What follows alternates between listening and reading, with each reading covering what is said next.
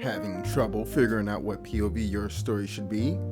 Lucky for you, I can help you find that answer through a decision flowchart I designed to help writers out. Of course, to use it, you need to understand point of view first. So, let's rethink point of view. Point of view is the contract between the storyteller and the audience about how information will be experienced. Why do I say it like that? Because it's a delivery system, a camera lens.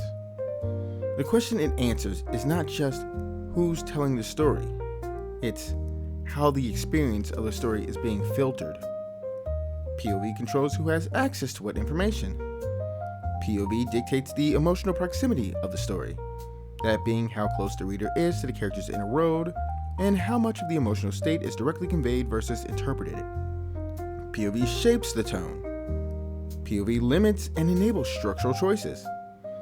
POV affects immersion and artifice. And above all else, POV is a set of trade-offs.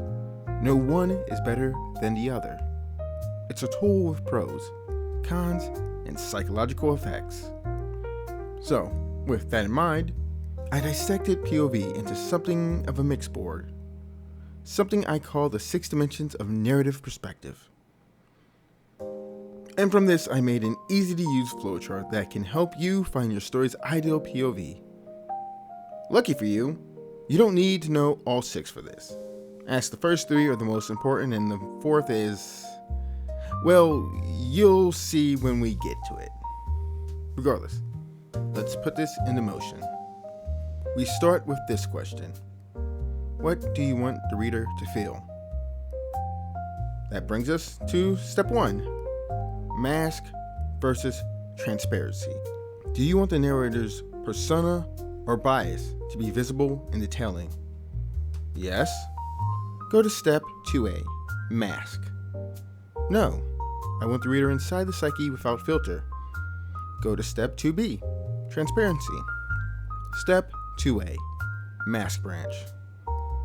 Do you want the narration to be experienced as a personal voice addressing the reader? Yes? First person, confessional, unreliable, voice-driven. No? Is the story told through artifacts, letters, diaries, logs? If yes, upstream. If no, second person, which is rare, experimental, when you want the reader implicated. That's all it takes there to find the answer. So, for those who pick transparency, step 2B, transparency branch. Do you want the story seen through just one psyche or multiple? 1. Deep/single third, immersive, continuous psyche. Multiple? Go to step 3. Step 3. Immediate versus framed. Should the narrator feel like lived experience, as it happens, or do you want a wider framing lens, commentary, social sweep? Immediate? Multiple third person. Clean handoffs, contrast of perspectives. Framed, omniscient, authorial overview, social commentary, and thematic scope. Now this covers pretty much everything, but for edge cases, I recommend going to step 4, just in case. Step 4, distance check. Do you want deliberate detachment? A camera eye that never enters thoughts? Yes, objective POV. Reportorial, surface only. No, stick with the results above. And from that, you have your story's point of view.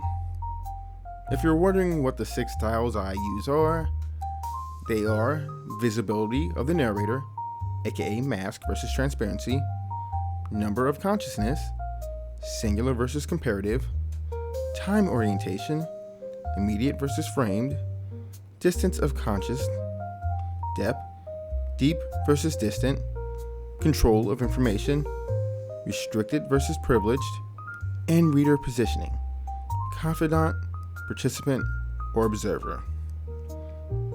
You only really need the first 3 and sometimes the 4th because they are upstream decisions which shape the downstream answers.